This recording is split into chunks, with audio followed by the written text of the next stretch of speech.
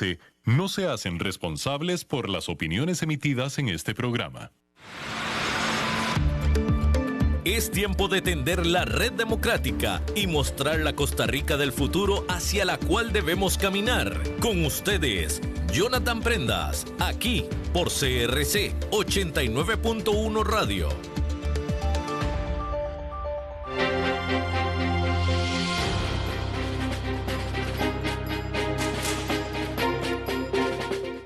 Muy buenos días tengan todos ustedes, jueves 9 de marzo, 10:02 de la mañana, y aquí en 89.1 FM, transmitiendo también por redes sociales en @CRC 89.1 Radio. Estamos iniciando el programa de Red Democrática, que por cierto retransmite la señal de redes sociales en sus perfiles, Red Democrática, Jonathan Prendas Rodríguez y Francisco Prendas Rodríguez como directores y productores generales de este espacio.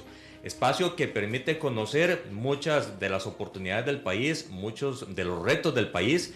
Más allá del diagnóstico y de ver el problema, nos gusta dar y aportar soluciones, porque si no, como decían nuestros abuelos, si uno no aporta soluciones, uno llega a ser parte del problema, y ahí sí entramos todo el país en una diatriba bastante complicada de resolver. Sin más demora, vamos con la entrevista de fondo, porque hoy les prometemos va a estar muy bueno.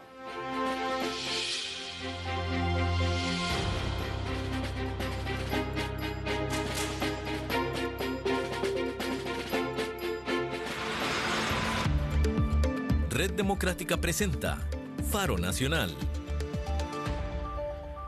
Amigos y amigas, hoy tenemos la muy grata compañía de una persona que representa a una organización, ambos muy queridos en todo el sector político, social, mediático, todos los que quieren sacar al país adelante. Nos referimos a don Jorge Sequeira, director general de CINDE, que pues primero darle la bienvenida y después hacer un comentario que en lo personal, después de 4 años de tratar con CINDE y con don Jorge, me gustaría hacer. Don Jorge, bienvenido. Muchísimas gracias, Jonathan. Verdaderamente un placer estar aquí en tu programa. Feliz de poder venir a compartir un poquito sobre la visión de CINDE para nuestro país y las oportunidades que tenemos para sacarlo adelante. Muchísimas gracias. Y el comentario, don Jorge, ya una vez pasando el saludo, es felicidades. Felicidades porque en todos estos años como director general se ha generado una imagen, una percepción, una construcción en el imaginario del costarricense del empresario, de todo lo que es el ente, todos los entes internacionales empresariales y de inversión muy positivos sobre CINDE y sobre el país. Y hago este comentario porque estamos a 2 semanas de que lamentablemente para el país y para CINDE, pero también merecido el cambio que se va a hacer para usted, está por dejar la institución en buenas manos, sabemos que sí, pero va a pasar la página de un capítulo de su vida, y no podemos más que agradecerle por todo lo que ha hecho por el país. Bueno, Jonathan, agradezco mucho tus palabras, y la verdad que sí, me voy satisfecho por la labor realizada con un equipo de lujo que realmente no puedo dejar de agradecerle y de felicitar a ese equipo, porque realmente los resultados que hemos logrado en estos 8 años, más de 8 años ya, son el producto de realmente su gran capacidad, su gran empeño, su dedicación, con un apoyo absolutamente total de parte de la Junta Directiva, grandes mujeres y hombres que sin ningún interés más que ayudar al país participan como miembros de la Junta Directiva. Y bueno, este ecosistema que no solo es CINDE, sino que trabajamos de la mano con COMEX, con Procomer, con otros aliados, los parques, proveedores, en fin, es todo un ecosistema que en este país trabaja como un relojito muy bien para lo que es atracción de inversión extranjera directa, y que ha posicionado a Costa Rica en los lugares más altos a nivel internacional, a nivel mundial, en términos del éxito que hemos logrado, como modelo de desarrollo económico, como modelo para generar empleo de calidad, el que necesitamos en nuestro país, empleo bien remunerado, formal, bien capacitado, y que bueno, con todo lo que significa también en términos de encadenamientos productivos, transferencia de tecnología, innovación, etcétera. De manera que sí, han sido 8 años realmente muy productivos, pero llega el momento, a todos nos llega, don Jonathan, de que tenemos que pasar la página y bueno, entregarle la estafeta a otra persona de altísimo nivel que que estoy seguro vendrá a continuar con todo el gran trabajo y de la mano de ese gran equipo que trabaja en CINDE. Está dejando la barda muy alta, don Jorge. Bueno, es que CINDE la pone alta de todas maneras, ¿verdad? Yo creo que siempre ha sido una institución de excelencia a través de los 40 años, como una institución que siempre se ha caracterizado por ese trabajo de altísimo nivel, de excelencia, de transparencia, de ética en todo lo que se hace. Y bueno, no tengo ninguna duda de que sí seguiré haciendo. Desde el 2017 estábamos conversando previo al programa, don Jorge. CINDE es catalogada a nivel mundial como la institución número 1 en atracción de inversiones. Es decir, somos campeones mundiales. Y sí se puede decir, y a mucho orgullo, porque ustedes han logrado reflejar a nivel internacional esa esencia del costarricense, esa esencia de la oportunidad que da este pequeño territorio en medio de todo el universo que corresponde al planeta Tierra, pero que genera esa sensación de sí se puede. ¿Cómo lograron ya 6 años consecutivos ser los número 1? Sí, bueno, Jonathan, con muchísimo trabajo, la verdad, vuelvo al tema del equipazo, realmente con que cuenta CINDE, del equipo humano, pero realmente sí es con mucha dedicación, mucho enfoque en lo que se busca, en lo que se quiere, y vamos a ver, ese número 1 del mundo lo podemos calificar de 2 formas. Este primer indicador al que hace referencia es del International Trade Center en Ginebra, que es una institución entre las Naciones Unidas o formada entre las Naciones Unidas y la Organización Mundial de Comercio. Y tienen un instrumento que tiene cuenta de 225 variables, cada una de ellas con indicadores de cómo deben medirse, cuáles son los niveles altos, bajos de cumplimiento, etcétera. Y en todas las áreas de una organización: liderazgo, planificación, procesos, servicios, calidad, etcétera. Y bueno, vienen expertos de Ginebra a hacer la evaluación, y es una evaluación que duran como 10 días, o sea, presenciales. Es realmente un instrumento muy detallado, ¿verdad? Muy completo, en el cual realmente cuando uno primero participa no es con la intención de que le digan a uno usted es el número 1 o el número 8, el número 20 del mundo. Nosotros lo hicimos desde el inicio con la intención de entrar en un proceso de mejora continua, porque cuando empezamos a entender qué es lo que miden y por qué lo miden y qué es la calificación aspiracional en cada una de esas 225 variables, usted empieza a hacer un plan, una visión, un plan de trabajo de cómo llegar a esa excelencia. Se convierte en un reto, un reto institucional a lo interno. Y a la vez una hoja de ruta de hacia dónde queremos ir en el diferente. Y obviamente hay que priorizar. Uno puede atacar 225 variables a la vez. Entonces hay que empezar a priorizar.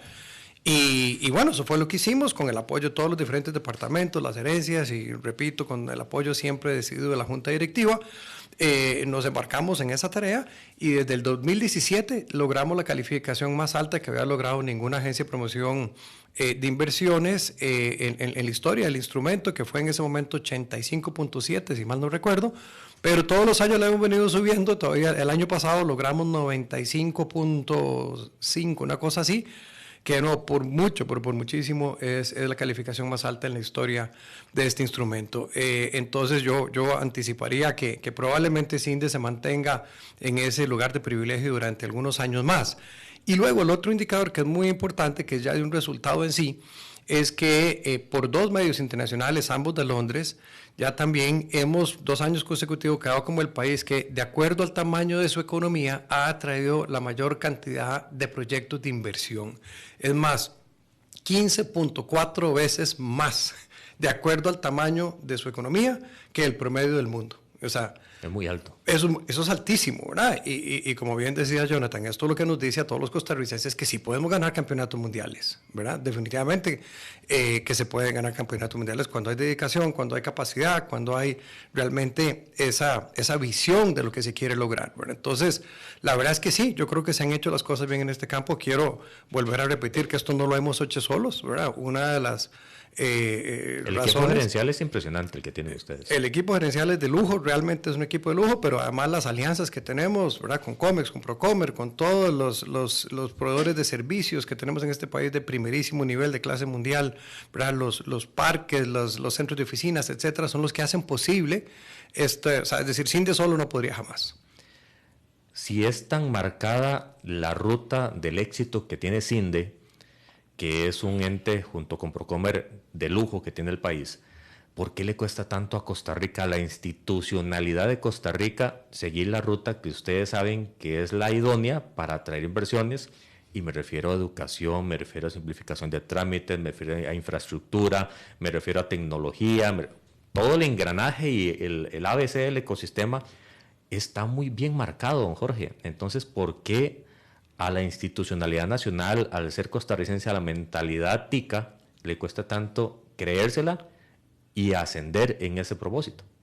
Sí, realmente, te comentaba antes de iniciar el programa, Jonathan, que mi gran frustración quizás al salir de este puesto, al dejar este puesto, es saber que podemos soñar con una Costa Rica que está en una mucho mejor condición de la que está hoy en día. Costa Rica puede ser la Irlanda de Latinoamérica y puede ser en una generación, ¿verdad? En 15, 20 años, si nos proponemos hacerlo.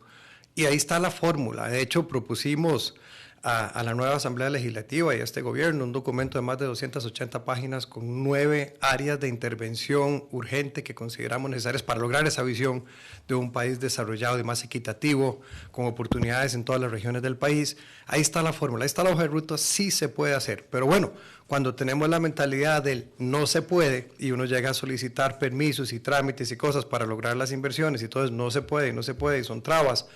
Y si, bueno, no se puede porque eso es lo que dice X documento, X papel, ¿verdad? Cuando en realidad no tiene ninguna lógica.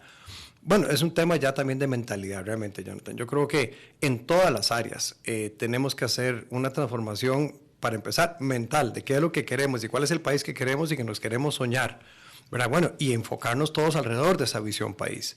En el tema de educación, sobre todo, y yo aplaudo, por supuesto, los esfuerzos de la señora ministra por intentar hacer las transformaciones que este país necesita, pero definitivamente tenemos un problema gravísimo en nuestra educación y ahí está la base de todo. O sea, este país no va a salir adelante ni nos vamos a convertir en un Israel, en un Irlanda, en un Singapur si no actuamos ya en el tema de la educación. Esa es la base de absolutamente todo, ¿verdad? Y lo que nos va a abrir las oportunidades realmente para salir del subdesarrollo. Entonces, si empezamos por ahí, hacemos eso bien y metemos temas como, ¿verdad?, las matemáticas, las ciencias, obviamente un segundo idioma, el bilingüismo es fundamental para nuestros jóvenes, para la empleabilidad. Desde el primer grado. Desde primer grado, o sea, estos muchachos tienen que, o sea, nuestra meta país tiene que ser que en 4 años todos los muchachos que se gradúan del colegio sean bilingües, que de verdad puedan empezar sus propios negocios, pero pensando en el mundo, no solo en Costa Rica, que puedan conseguir un buen trabajo bien remunerado, puedan, en fin, abrirse las puertas también al arte, a la cultura, a la investigación, porque el inglés nos abre las puertas a todo, ¿verdad? Entonces, ese es un tema, pero bueno, obviamente tenemos retos enormes en infraestructura, ¿verdad? Tenemos retos enormes en conectividad, en donde tenemos cientos de millones parqueados y tenemos a las escuelas sin conectividad en las zonas donde más nos está urgiendo llevar desarrollo, ¿verdad? Entonces, cuando nos dicen, bueno, pero con todos los esfuerzos que hace CINDE por llevar inversión fuera de la gran área metropolitana y que ahí están los resultados que hablan por sí solos, pero no son suficientes, queremos mucho más. Nuestra respuesta siempre es que no depende de CINDE decir, bueno, vamos a llevar a la empresa A o B a Limón o a Barranca o a Buenos Aires, o sea, porque la empresa es la que sí, y va a decir en función de dónde están esas condiciones óptimas para su operación. Y requiere y el recurso humano. Requiere, preparado. Primero que nada, el recurso humano. Requiere energía eléctrica redundante, de calidad y que no se esté interrumpiendo. Requiere conectividad, también redundante, de altísima velocidad. Requiere plan regulador. Requiere agua.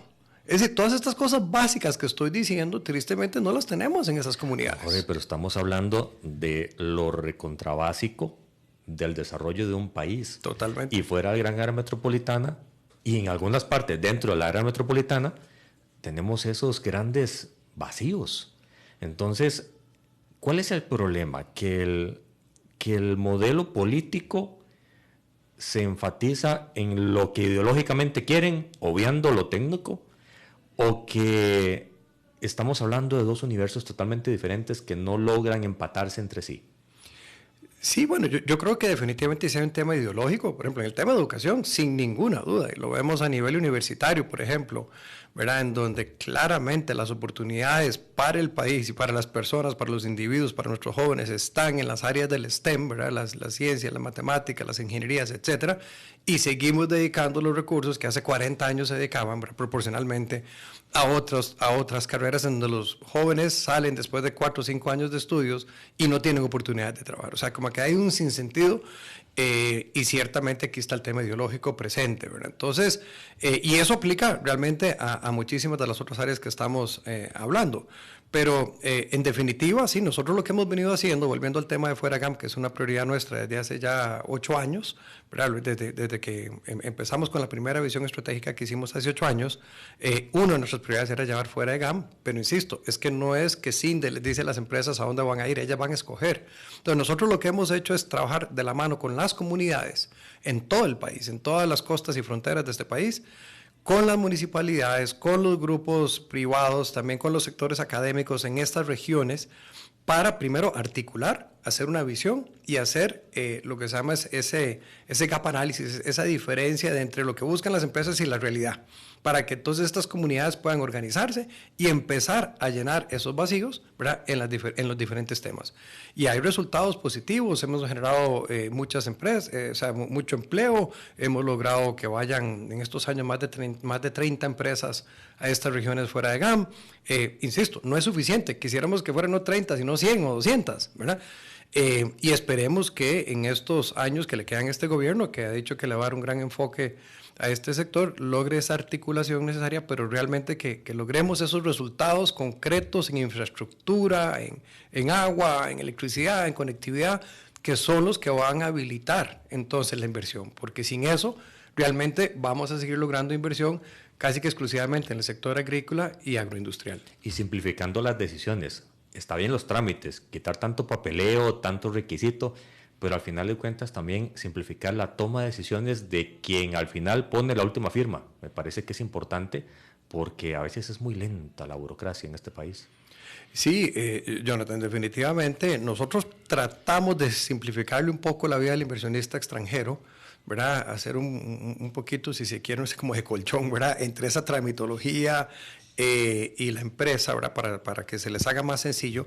Pero efectivamente, hemos perdido proyectos, Jonathan, y lo voy a decir aquí públicamente. Perdimos en Barranca hace como 2 años un proyecto que iba a traer 1,000 empleos a Barranca, en un sector industrial, es decir, para personas de baja calificación, ¿verdad? Sin mucha escolaridad. Y se perdió por tramitología, porque era una inversión mexicana que tenía cierto requerimiento, obviamente, de estos servicios básicos que estamos comentando, y no solo que le estaban exigiendo que invirtiera casi $1 millón y luego los donara, ¿verdad? Infraestructura, sino que a pesar de estar dispuesto a donar esa infraestructura para generar 1,000 empleos, ¿verdad? Nunca se logró tener los números ni las autorizaciones, los permisos, y pues, francamente se obstinaron y se fueron, se llevaron la inversión por otro lado. En una zona de nuestro país en donde se matan a diario, a balazos, ¿verdad? Por el narcotráfico, la pobreza, el desempleo. Eso es inaceptable, eso es casi que criminal, Jonathan, eso no puede ser, ¿verdad? Tenemos que cambiar de mentalidad y tenemos que saber poner las prioridades donde están, ¿verdad? Estas instituciones tienen que haber dicho, por favor, es alfombra roja a estos inversionistas extranjeros que vienen a generarle 1,000 empleos a las personas que más lo están necesitando en nuestro país. ¿Qué tan frecuentes se presentan estos casos de el casi y al final que no se logra? Sí, bueno, nosotros desde CINDE intentamos que eso sea lo menos posible. Pero diría que sobre todo en proyectos fuera gama, eso es algo que saco alguna frecuencia, varios al año, no te puedo decir que sean decenas tampoco porque me estaría mintiendo, pero sí son varios al año. Y en el sector de infraestructura turística, el caso realmente es muy lamentable, ¿verdad? De hoteles, grupos que vienen a hacer inversiones millonarias, decenas de millones en algunos casos a comprar propiedades, y luego pasan 2, 3, 4, 5 años y no tienen los permisos, no tienen el agua, no tienen, en fin, todas las condiciones básicas que se requieren para poder empezar una construcción. Entonces, imagínese usted lo que significa el costo financiero de tener ese dinero ahí sentado en una propiedad sin poder poner un clavo, sin poder poner un tractor a mover tierra, ¿verdad? Y para cuando ya me dan el permiso, probablemente ese plan que yo tenía ya hay que modificarlo de alguna forma porque los requerimientos del turista van cambiando en el tiempo, ¿verdad? Entonces, es bien complicado este tema. Sí tenemos que definitivamente concentrarnos en agilizar estos trámites. Y aquí quiero aclarar, esto no solo para los internacionales, también para los nacionales. Necesitamos la inversión nacional tanto como la extranjera, absolutamente. Tenemos que tener una mentalidad de facilitación de trámites. Y aquí quiero reconocer el gran trabajo de Procomer y la licenciada Marcela Brooks en el proyecto de la ventanilla única de inversión, que es un proyecto que tiene ya varios años de estarse trabajando, que busca precisamente eso, hacer que sean digitales todos los trámites, que sean en línea, que sea mucho más fácil, que yo pueda ver la trazabilidad, darle seguimiento. Ya ha logrado que varias municipalidades se apunten con el tema de la ventanilla única de inversión, varias instituciones, y realmente hay logros importantes en esa dirección. Nos falta muchísimo todavía, hay que darle todo el apoyo a doña Marcela, pero es un gran proyecto. No debería costar tanto cuando a la municipalidad les beneficia. No deberían de durar tanto en decirle, sí, yo entro en el proyecto. Sí, por supuesto, claro. Eso significa que hay que dedicarle recursos, que hay que cambiar la forma de hacer las cosas, que volvemos al tema de la mentalidad. Es que ya no va a pasar por mi escritorio un papel al que yo le pongo un sello. Entonces, sí, cuando yo quiero. Mi poder, ¿verdad? Ya yo funcionario, que soy el que tengo el poder en la mano, porque yo soy el que pongo ese sello cuando yo lo quiero poner, ya va a desaparecer, porque esto ahora va a ser totalmente automatizado, ¿verdad? Y se van a consultar las computadoras unas a otras, se van a hablar entre ellas para saber si se puede otorgar un permiso o no. Bueno, eso por supuesto, no le gusta a la gente, ese cambio no le gusta a la gente, ¿verdad? Pierden el poder. Entonces, no es fácil, ¿verdad? Esas transformaciones no son fáciles, pero esas son las batallas que tenemos que dar, porque además eliminan la posibilidad de corrupción. Así es. ¿Verdad? Cuando nosotros automatizamos, eliminamos esa posibilidad de corrupción. Corrupción que hace un par de años se medían 8 puntos del PIB a nivel general, el equivalente de los puntos de corrupción que habían en el país en función de la dinámica que tenía que existir, que es bastante, son 2.5 billones más o menos de dólares lo que puede estarse generando en este apartado. Don Jorge, ¿cómo ven las empresas y las transnacionales a Costa Rica? Ustedes que diariamente se rozan con ellos, van a un lado del planeta y a otro lado y tocan puertas y escarban y de acuerdo al plan que ustedes tienen en general, ¿cómo nos ven? Sí, bueno, Jonathan, yo creo que para orgullo de todos los costarricenses, cada vez nos ven con mejores ojos. Inicialmente, hace algunos años, creo que nos empezaron a ver como un país muy bonito de tucanes, playas, volcanes, etcétera, turismo, y gracias a Dios nos siguen viendo cada vez más con esos ojos también, porque cada vez nos llega más turismo, ¿verdad? Ya vemos que estamos en los niveles del prepandemia y que vamos para arriba, se están construyendo muchísimos hoteles, etcétera, y bienvenido sea eso. Pero la ventaja es que ya no nos están viendo solo como eso.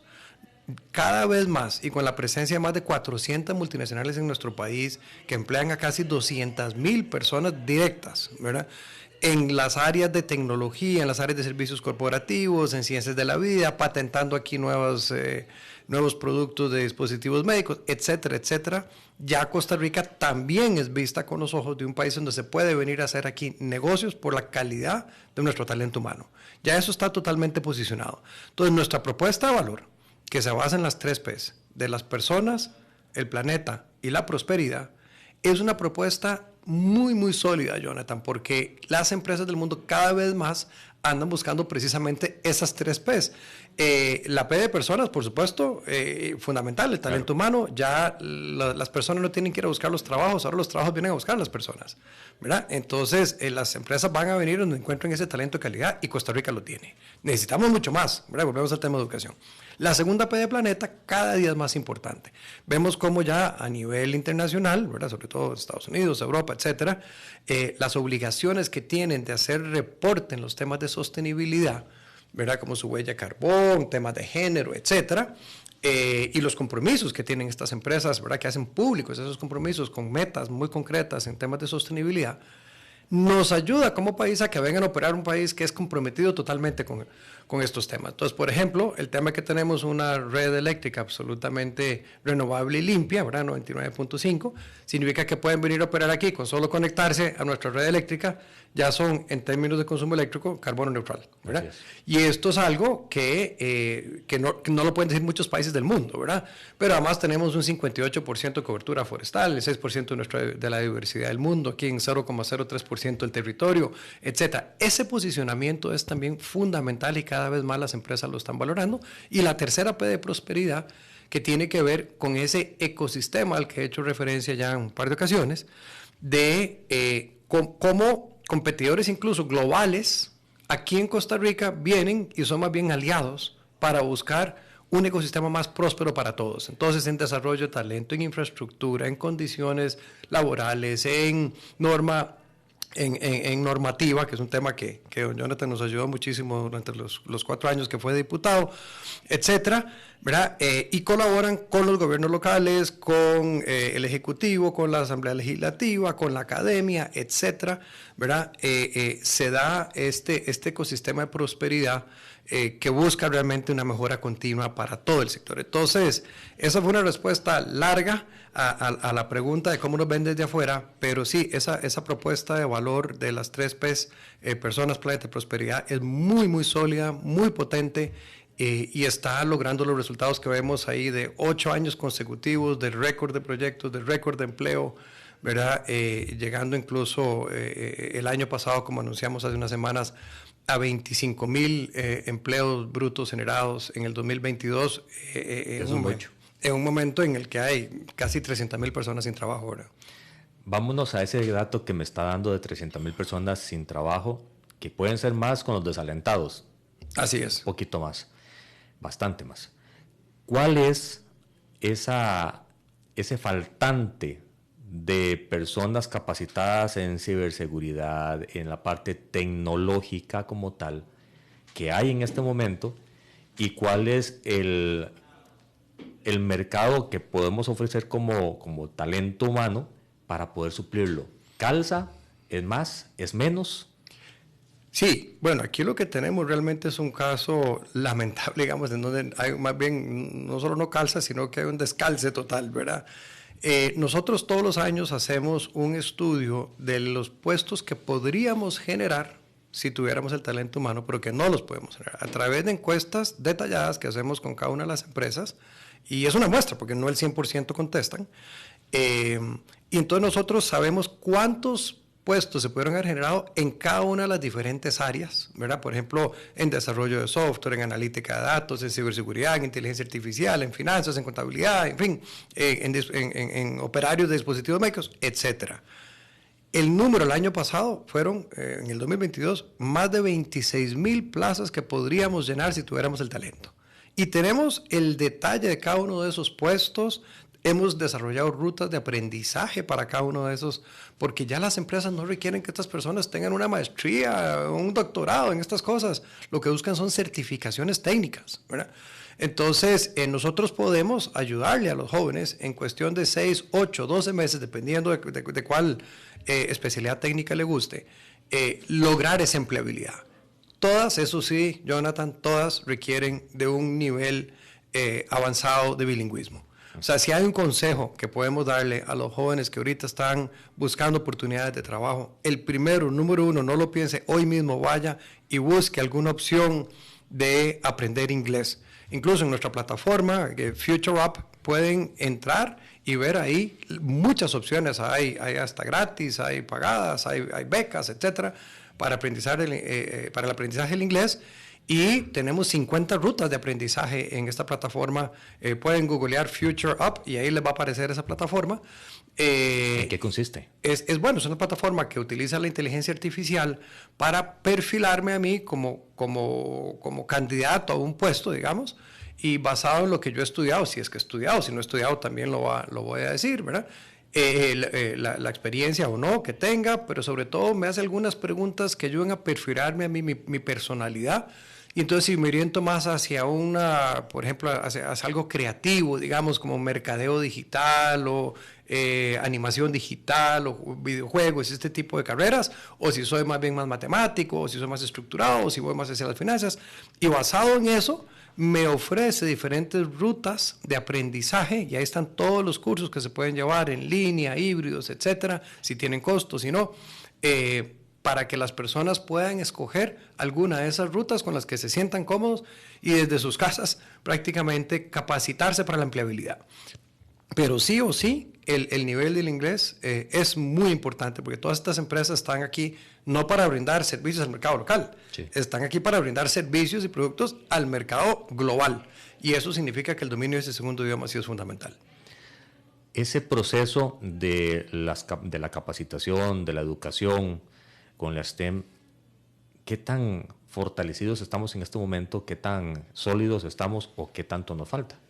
En el área STEM. Sí. Sí, bueno, precisamente el periódico ha estado sacando artículos, los periódicos han estado todos, y la OSD nos lo vino a decir. Fue muy clara. Fue clarísima, la OSD vino clarísimo a decirnos, mire, esto va a entorpecer el desarrollo de Costa Rica, el crecimiento de Costa Rica, el empleo en Costa Rica, la falta de carreras STEM. Se la replanteo. En la escala del 1 al 10, el 10 estamos súper bien en escala OCDE. ¿En cuánto estamos según la visión de CINDE? Sí, bueno, yo creo que hoy tendría que ponerlo como el porcentaje de gente que se graduó hoy en día en STEM, que es como un 30%, ¿verdad? Bueno, no puedes pretender tampoco que el 100%... No, pero por lo menos pasar la nota. Pero digamos que deberíamos ojalá llegar por lo menos a un 50% o 60%, ¿verdad? De graduados en carreras STEM.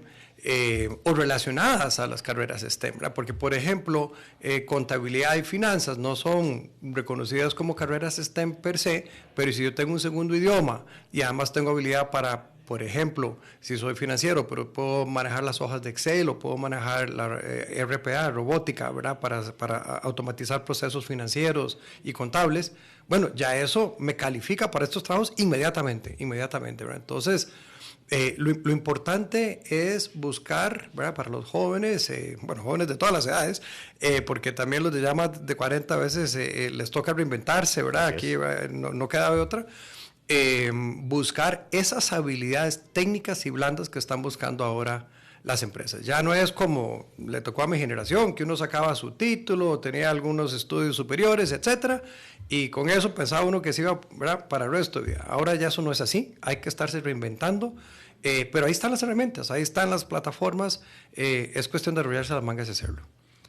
Estas herramientas que ustedes presentan, estas plataformas para mostrarle a los costarricenses qué se ocupa, ¿qué tan apoyada por la institucionalidad pública les está generando? ¿Los están apoyando? ¿Los están divulgando? ¿Los están asistiendo? ¿O ustedes están solos en este mar de necesidades? Sí, no quisiera decir que estamos solos porque cooperamos con el Ministerio de Trabajo, con el INA, trabajamos muy de la mano con todas estas instituciones, con el MEP, por supuesto. Tenemos un programa lindísimo que ahora me gustaría comentar con los colegios técnicos profesionales, por ejemplo. Pero esas plataformas, la de Future Up en particular, la desarrollamos bien con el apoyo del BID y de Fundación Cruza. ¿Sí? Es un proyecto de 3 años, realmente una joya de proyecto, muy, muy bonito, que esperamos en el tiempo. Obviamente, como cualquier software, tiene que irse mejorando, tiene que irse cada vez haciendo más amigable, más fácil de usar, etcétera, para que los jóvenes vean a una plataforma que realmente los oriente y los guíe. Y tenemos una segunda plataforma que se llama The Talent Place, thetalentplace.cr, en donde esta es para orientación vocacional, y realmente invito a los muchachos que están ahorita en 3º o 4º año del colegio, que están pensando, bueno, ¿qué me gustaría estudiar? Entren a esa plataforma, porque ahí van a salir todas las carreras de mayor demanda, tanto en servicios como manufactura, carreras técnicas, profesionales. Hay videos de personas jóvenes que estudiaron esas carreras y cuentan su historia, qué significa ser una programadora de software, por ejemplo, o qué significa ser un ingeniero industrial, un ingeniero eléctrico, ¿verdad? Cómo es un día a día el trabajo de todos los días de una de estas personas, para que puedan ver y entender de qué se tratan estas carreras y ojalá orientarse hacia unas de estas carreras que son las de mayor demanda por las empresas. Entonces, pues las que les van a dar obviamente mayor empleabilidad a los jóvenes cuando terminan. No es ningún secreto que el 99% de los muchachos del TEC se gradúan ya con trabajo, sí. ¿Verdad? Esta es la fórmula, es lo que hablábamos, Jonathan. Si ya sabemos la fórmula, ¿por qué no la aplicamos, verdad? Ahí está, el TEC deberíamos duplicarlo, triplicarlo, cuadruplicarlo. O sea, es una joya, es un éxito de institución que necesitamos reforzarla y que pueda admitir. Hoy en día aplican 20,000 muchachos y solo aceptan 2,000. O sea, estamos dejando a 18,000 muchachos. Ahí es donde la ecuación del FES debería cambiar, para darle más recursos para poder seguir creciendo. Totalmente, porque tiene que irse adaptando a las necesidades del país, de nuestra juventud, de lo que un nuevo mundo mucho más globalizado, ¿verdad? Demanda de nuestro país y de nuestro talento. Entonces, me parece que nos hemos quedado rezagados y que tenemos que seguir impulsando y empujando esas carreras técnicas. Y aquí quiero aprovechar para así contar una historia de éxito muy bonito, que es la de los CTP, los Colegios Técnicos Profesionales. Es un proyecto de cooperación CINDE con los CTPs que nace, esto fue antes de mi tiempo, empezó hace como creo que 12 o 15 años, pero que con el tiempo les vamos dando la información de la mano de las empresas también, que son las que además conocen mejor que nadie, porque ellas son las que van a emplear luego a estos muchachos, carreras especializadas en diferentes temas, como desarrollo de software, contabilidad bilingüe avanzada, mercadeo digital, la más reciente que anunciaba, ciberseguridad, que es un tema que está ahorita tan pues llamémoslo así, de moda. Y el más reciente que anunciamos con el apoyo de Intel, de inteligencia artificial. Es decir, son estas carreras técnicas que realmente están siendo demandadas por las empresas a nivel global, no solo en Costa Rica, globalmente, ¿verdad? Y entonces, ya el año pasado se graduaron más de 8,000 muchachos del total de estas casi 20 carreras técnicas que hemos desarrollado de la mano con el MEP, y estos muchachos pasan todos directo a la empleabilidad. Pasan prácticamente, creo que más del 80% pasan directo a la empleabilidad. Casi que se los roban estos muchachos. Muchos de ellos salen también bilingües de una vez. Entonces, a través de sistemas de becas o que el mismo colegio ofrece, no es en todos. ¿En cuáles colegios se está concentrando este esfuerzo?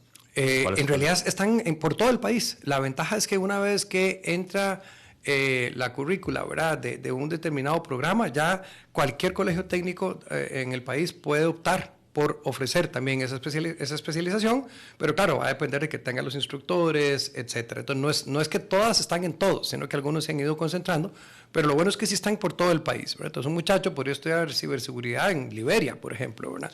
Sí. Y ahora que los trabajos son virtuales, ¿verdad? Tenemos una empresa como Amazon, ¿verdad?, que tiene ya más de 4,000 personas trabajando fuera de la gran área metropolitana, 100% virtual. Bueno, estos muchachos pueden trabajar para una empresa como Amazon, ¿verdad?, al día siguiente que se gradúan, con todo el apoyo que significa trabajar para una empresa de clase mundial como Amazon. Y es solo un ejemplo, porque son muchas las empresas que hoy en día realmente ya están ofreciendo esa modalidad.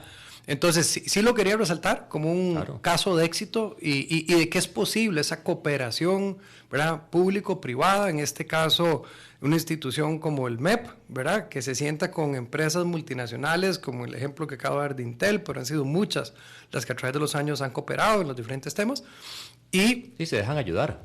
Se dejan ayudar, ¿verdad? Y ayudamos a veces a la población costarricense. Y te comentaba, Jonathan, también anteriormente que realmente para este país no hay límite del potencial para generar ese tipo de empleos. Y ya que mencionamos el tema de ciberseguridad, las estimaciones dicen que a nivel global hay un faltante de aproximadamente 3 millones de plazas o de personas para llenar plazas en ciberseguridad. Fundamentalmente técnicas, también obviamente profesionales y algunos ya niveles más avanzados.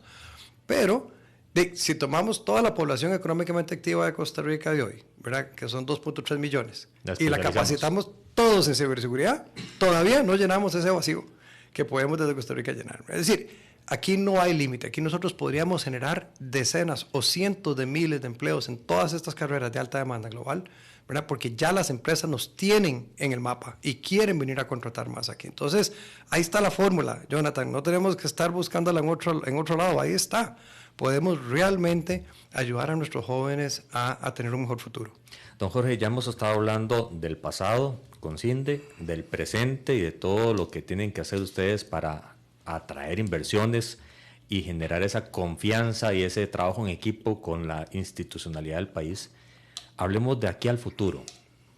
Para CINDE, en el plan estratégico, para CINDE, en la lectura global, en el cambio de tendencias, de paradigmas, de los trabajos, de las profesiones, ¿cuál es el futuro que le depara a la Costa Rica que conocemos, es decir, a la de hoy, sin que cambiemos nada? El futuro nos va a pegar contra la pared.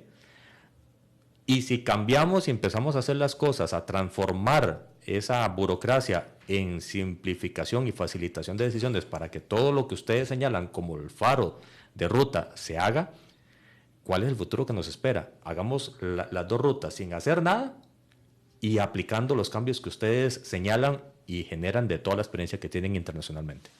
Sí, claro, me encantaría enfocarme más en lo segundo, ¿verdad? En ese país que nos podemos soñar porque sabemos que es posible soñarlo, ¿verdad? Que no es que estamos nada más siendo soñadores así en el espacio, ¿verdad?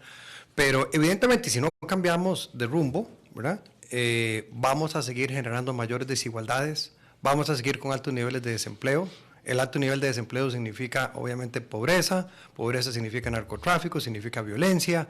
Es decir, todas las cosas que no queremos. Para cambiar eso, tenemos que entonces realmente decir a dónde están las oportunidades, ¿verdad?, para nuestra población, no solo hoy, sino a futuro. ¿Y qué tenemos que cambiar hoy para que estos muchachos que hoy en día vienen en nuestro sistema educativo tengan mejores opciones, ¿verdad?, en todo el país, no solo en el Valle Central? Entonces, todo nace por el tema de la educación, primero que nada, pero como ya vimos, no es el único. Tenemos todos los otros retos que tenemos que enfrentar, ¿verdad?, con valentía, y tenemos que dejarnos también de pensar en cosas que no son posibles. Por ejemplo, queremos una infraestructura de clase mundial, ¿verdad? Nos gustaría a todos los costarricenses tenerla, pero no queremos pagar por ella. No podemos dar en concesión, no podemos dar tal carretera en concesión porque no queremos pagar peajes. Bueno, eso no es posible. El país está quebrado, el país tiene ahorita una regla fiscal, ¿verdad?, que no nos permite hacer las inversiones que nos urgen hacer en todo tipo de infraestructura, ¿verdad? Entonces, bueno, como costarricenses entendamos que vamos a tener que pagar, como en los demás países del mundo, los avanzados. Esa infraestructura que tienen no es de gratis, ¿verdad? Entonces, y esto aplica, ¿verdad?, en todas las diferentes áreas de que tenemos que cambiar esa mentalidad. Yo diría que hay cosas, para usar, digamos, 2 ejemplos puntuales nada más, de instituciones que son fundamentales aquí. Ya hemos hablado mucho del MEP, me gustaría mencionar el caso del INA, una joya también, o sea, una joya en potencia, ¿verdad?, un diamante en bruto que podemos realmente pulir para que se vuelva cada vez más una institución para el desarrollo futurista, ¿verdad? Y la reforma a la ley que usted como diputado y muchos de sus colegas impulsaron y que se logró, bueno, tenemos que hacerlo en realidad ahora. Entonces no puede ser que tenga, si no me equivoco, son algo así como 140 o 150 millones de dólares que no puede utilizar por la regla fiscal, ¿verdad?, cuando nos está urgiendo que ya las becas que esta nueva ley permite, empecemos a tomar estos cientos de miles de jóvenes que están sin trabajo y los recapacitemos en estas herramientas de las que hemos venido hablando en esta charla, ¿verdad? El ICE tiene, el INA tiene ya esas herramientas, nosotros trabajamos mucho con ellos, creo que es una gran institución, pero digo en potencia porque la tenemos amarrado. Entonces, esa gran ley, esa gran reforma realmente todavía no es una realidad ya en la práctica. Ahí tenemos una oportunidad de oro que es algo que podemos hacer relativamente rápido si nos proponemos hacerlo.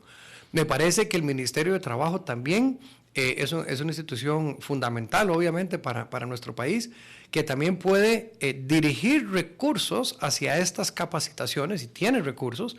A veces se dirigen hacia otras áreas en donde quizás no son tan efectivas en términos de lograr la empleabilidad, ¿verdad? Entonces, ahí también es una institución con la que hemos venido trabajando. De hecho, el año pasado logramos capacitar de la mano con el Ministerio de Trabajo a más de 7,000 personas, y de esas 7,000 y pico personas, 6,300 lograron certificaciones que son necesarias para la empleabilidad. Entonces, esas son acciones concretas, Jonathan, que se pueden ir haciendo, y cada institución, ¿verdad?, tiene sus diferentes capacidades y sus retos, pero sí es posible lograrlo, ¿verdad? Pero tenemos que tener ese cambio de mentalidad al sí se puede. A nivel general, ¿cuáles han sido? Ya me comentabas que la frustración número 1 es la ruta está clara y la gente agarra para otro lado en la toma de decisiones. ¿Qué otros peros se han encontrado ustedes en el engranaje del país en tantos años de innovar, de señalar el camino y de atraer inversiones? Sí, creo que hemos señalado los más importantes de todos, ¿verdad? Hablamos de infraestructura, hablamos de conectividad. El tema de la energía eléctrica es otro tema importante, ¿verdad? Y yo reconozco a la nueva administración del ICE los esfuerzos que están haciendo, realmente son dignos de reconocer y los aplaudo, pero tenemos que seguir en esa dirección, digamos, de bajar las tarifas cada vez más, porque seguimos, si bien han bajado en los últimos 3 años, necesitamos que sigan bajando porque todavía somos mucho más caros que países competidores. De nuevo, es que no nos podemos comparar con países del resto de Centroamérica, por ejemplo, porque ellos no son nuestros competidores para atracción de inversión, ¿verdad? Tenemos que compararnos con México, tenemos que compararnos con Colombia, el mismo Estados Unidos, con Colombia, con países europeos y asiáticos. Entonces seguimos siendo caros. Y me parece que hay oportunidades importantes. Me parece que el tema del hidrógeno verde es un tema que es un potencial enorme para este país, pero tenemos que realmente dar ya el paso finalmente y decir, vamos con todo con esto. Y bueno, si logramos colocar los excedentes del ICE, que ojalá así fuera, fortaleceríamos las finanzas del ICE, lograríamos bajar las tarifas por los demás, porque el ICE podría diluir sus costos fijos entre un consumo, ¿verdad?, mayor. Y más bien abriríamos las puertas a la inversión extranjera y nacional para más energías limpias. ¿En dónde? ¿A dónde iría esa inversión? ¿Dónde está el sol? ¿Dónde está el viento? Etcétera. Es en Ferejam, ¿verdad? Donde necesitamos esos empleos, necesitamos esa inversión y hacemos al país más competitivo, porque hoy en día sabemos que esas son las energías más baratas, ¿verdad? La energía solar hoy en día es realmente muy, muy económica. Entonces podríamos estar bajo un esquema en donde yo produzco energía en Liberia, pero la consumo en Cartago o en Coyol. Entonces, es decir, aquí hay oportunidades de este tipo, Jonathan, que no significan un cambio de mentalidad, de dejar ir algunos estigmas, ¿verdad?, del pasado, de que, bueno, esto únicamente el Estado es dueño de la generación eléctrica. Bueno, no, creo que tenemos que empezar a verlo de una manera diferente, qué es lo que el país necesita, no cuál es mi ideología, sino qué es lo que el país necesita para generar empleo en estas regiones, que nos urge generar empleo, que además, fuera de gama, el empleo que vamos a generar probablemente tenga un componente industrial importante por el tipo de talento que hay ahí, y eso significa que va a ser un consumidor de energía, ¿verdad? Bueno, y ese consumidor de energía nos va a comparar en esos costos y de mano de obra, que también somos muy caros, contra otros países donde puede ir a montar su misma operación, ¿verdad? Entonces, por eso es que se vuelve el tema de la energía también un tema tan clave para nuestro país. Para ir finalizando esta entrevista, el tiempo en radio pasa muy rápido, 89.1 FM, programa Red Democrática. Don Jorge, ¿se necesitan más instituciones con la forma de trabajar de CINDE, con la legislación que le permite tener más soltura, más flexibilidad, más evaluación por objetivos, por metas, por métricas, por índices? Ese sistema que establece CINDE, que establece Procomer en Costa Rica y que da tantos éxitos, que las dos son consideradas top a nivel mundial, ¿se ocupan más de esas en Costa Rica a nivel de la institucionalidad para que no sea tan amarrado, tan cuadrado, tan encajonado el proceso para tomar una decisión? Absolutamente, Jonathan, y eso lo hemos repetido por años, ¿verdad? CINDE sí es 100% privada, es una alianza público-privada, pero CINDE en sí, su gobernanza y todo 100% privada. Procomer me parece a mí que es el modelo a seguir para la institucionalidad pública, ¿verdad? Que es un ente público no estatal, que tiene una junta directiva en donde la mayoría incluso es del sector privado. Así es. ¿Verdad? 5 miembros son de cámaras empresariales y 4 los asigna el gobierno. Eso significa que tiene continuidad en su visión, en sus políticas, en sus mandos gerenciales, etcétera, ¿verdad? Y eso es una gran cosa porque da continuidad, ¿verdad? Y da estabilidad. Y no permite que cada gobierno que llegue simplemente antojadizamente cambie todo lo que hizo el anterior, ¿verdad? Sino que da esa continuidad, da una pseudo independencia, sigue siendo un ente público, por supuesto, y obviamente va a estar alineado siempre con el gobierno de turno, eso es lógico, pero tiene esa independencia también que le permite pensar a largo plazo, actuar a largo plazo, tener visión de largo plazo, ¿verdad? Y ejecutar de esa manera. Entonces, me parece a mí que hay bueno, también por supuesto en este caso, en este ejemplo que uso, se rige por el Código de Trabajo y no por el Servicio Civil, y ya eso también hace una diferencia abismal, gigantesca, ¿verdad? Porque es una meritocracia. Y el que funciona se queda, el que no funciona le abre el campo a otro. Estamos de acuerdo en que Procomer es un modelo para ir aplicando más en lo público, pero usted, yo creo que sin querer, o más bien protegiendo todo lo bueno que ustedes hacen, señala algo muy acertado, que es que CINDE es 100% privado, pero hacen falta más CINDES. Es decir, en el sector privado hace falta más gente que tenga esa vocación de querer sacar al país adelante, más formalización de oportunidades, más generación de alternativas, y como Procomer tiene que multiplicarse, ojalá que haya más CINDES. Sí, y es posible, ¿verdad? Porque nada le impide a las instituciones públicas, de nuevo, si pensamos con una mentalidad diferente a la de toda la vida, establecer alianzas público-privadas para buscar esa eficiencia.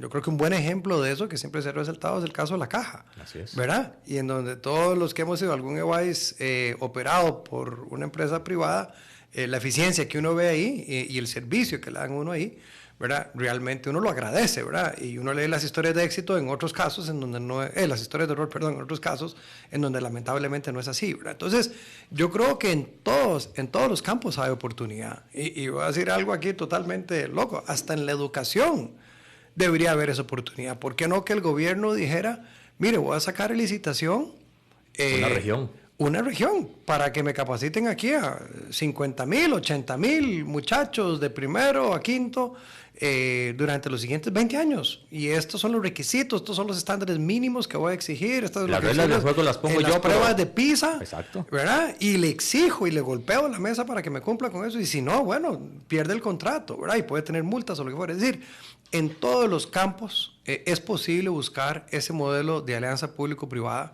que está comprobadísimo, es mucho más efectivo, eficiente, transparente también, ¿verdad? Así que sí, es un tema, volvemos a un tema de mentalidad.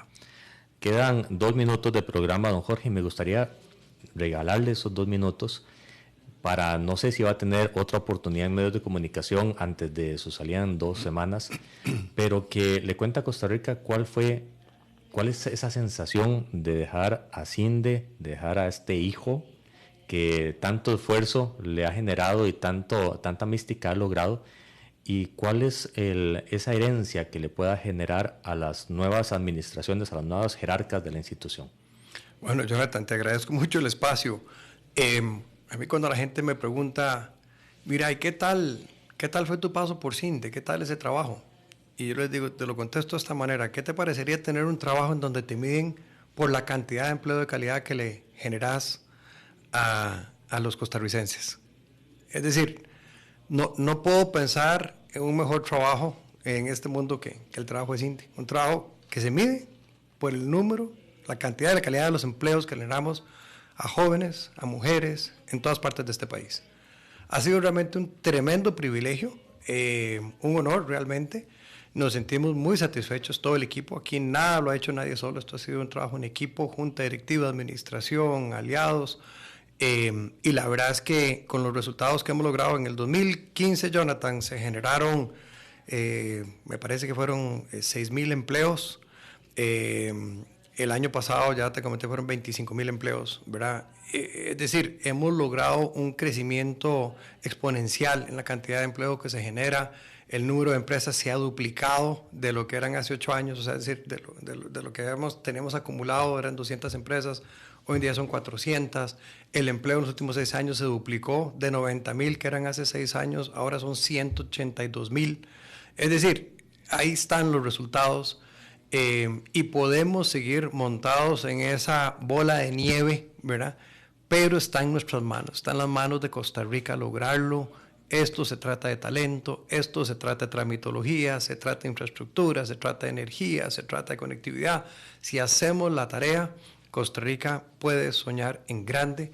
Y así como hemos ganado campeonatos mundiales, como en este caso de agencias de promoción de exportaciones y de atracción de inversiones, definitivamente Costa Rica puede convertirse en un país que esté a la altura de los países industrializados. Muchísimas gracias, don Jorge. Esta es su casa, Red Democrática, espacio que usted sabe, cuando ocupe, cuando quiera informar algo de todo lo que viene por delante, porque estoy seguro que no será la última vez que escuchemos de usted.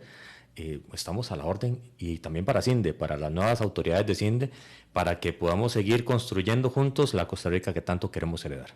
Muchísimas gracias. Y muchísimas gracias a toda la audiencia que estuvo en este momento en Red Democrática. Jonathan Prenda se despide. Mañana un nuevo programa, no se lo pierdan, porque seguimos construyendo la Costa Rica de nuestros hijos y de nuestros nietos. Hasta la próxima.